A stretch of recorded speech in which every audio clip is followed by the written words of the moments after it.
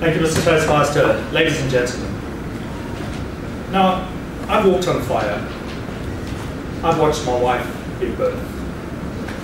I've had to pick up my child when he's fallen over in tears and we thought he'd broken his ribs. But the hardest thing I have ever done happened in the last year. My son plays baseball and he loves it. I've taught him to stand there with a little bit of attitude and wiggle his bum a bit so that the pitcher gets a little bit afraid. I've taught him that when he is pitching, he should stare down the batsman with a little bit of a lurch to his body so that the batter gets afraid. What I didn't realize was that one day I would be asked to contribute to the sphere of fear. And I was asked to become an umpire in baseball. Being an umpire is great if you've ever played the game. What I did not appreciate was that the rules of baseball are quite complex. And actually the task of a baseball umpire is impossible. Nobody told me these two simple facts before I put up my hand and said, yep, absolutely, this is for my son, I will do anything. But like all big muscles that have to be torn a little bit to grow bigger, I thought this is something that I can do to stretch myself. And maybe I'll learn a little bit about the game in the process, so that when I sit down at the pitch side and watch my son play baseball, I might appreciate it a little bit better. Great, so off we go. 3 hours training for beginner baseball umpiring coaching night. Fantastic. I'm going to learn a lot about the game tonight. So I went along and I sat down. 2 hours and 45 minutes of the 3 hours was teaching me that if I was unsure about the call, I should call it loud. And if the call was absolutely obvious, I should just call it softly. I thought I got that fairly quickly, and I struggled a little bit with trying to get it again and again for 2 hours and 45 minutes. The last 15 minutes of the 3 hour session was focused on the nuances of baseball at an under 10 age level. There aren't that many apparently, because we rushed through them, and the main thing was teaching us how to call whether a ball was a strike or a ball, and whether the ball was in or out of play.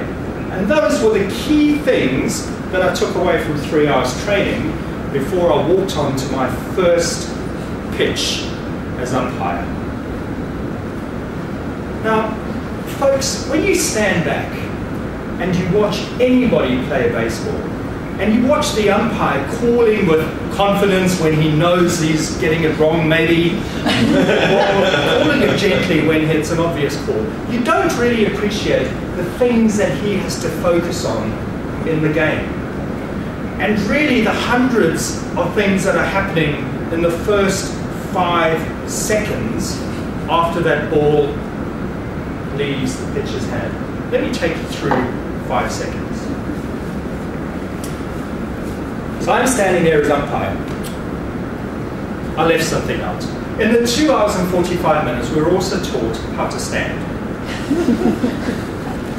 This took a long time, and what you have to do is to crouch down behind the catcher.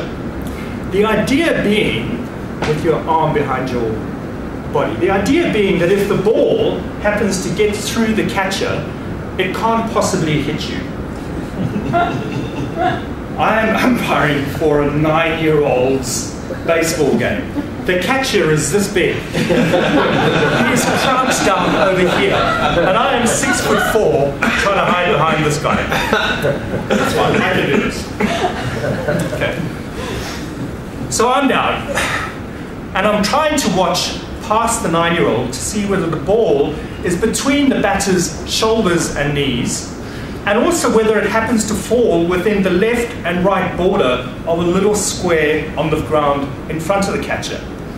I'm behind the catcher.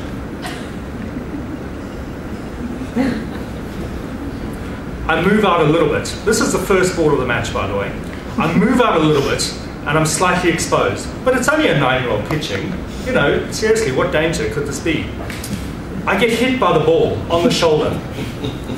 For 3 months, I have a purple bruise on my arm from a 9-year-old throwing a ball at me. It's the most painful thing that I have ever been through in my adult life. Never again will I, you know, kowtow to people saying, oh, childbirth is painful. No one has right to say that until they have been through this. I made it through my first match. I probably made a lot of mistakes. In fact, I know I made a lot of mistakes. The parents told me about it afterwards. Right after the 9-year-olds told me. One of the calls I made, the 9-year-old catcher turns around and says, that was a bit harsh, don't you think? And unfortunately, the role of the umpire is not to kick the person in front of you. It was a really hard season. And I mean that in all sincerity. It was the hardest thing I'd ever done. The first match, I got home afterwards and I collapsed on the couch. My legs were a mess. My mind was a mess. The stress of having to watch the ball come on in to play and call it in or out, and then to watch the rest of the play and decide whether it was foul or whether it was true and whether that guy was on that base, because, well, really I don't know because I'm watching that base over there. It was tremendously stressful. But you know what?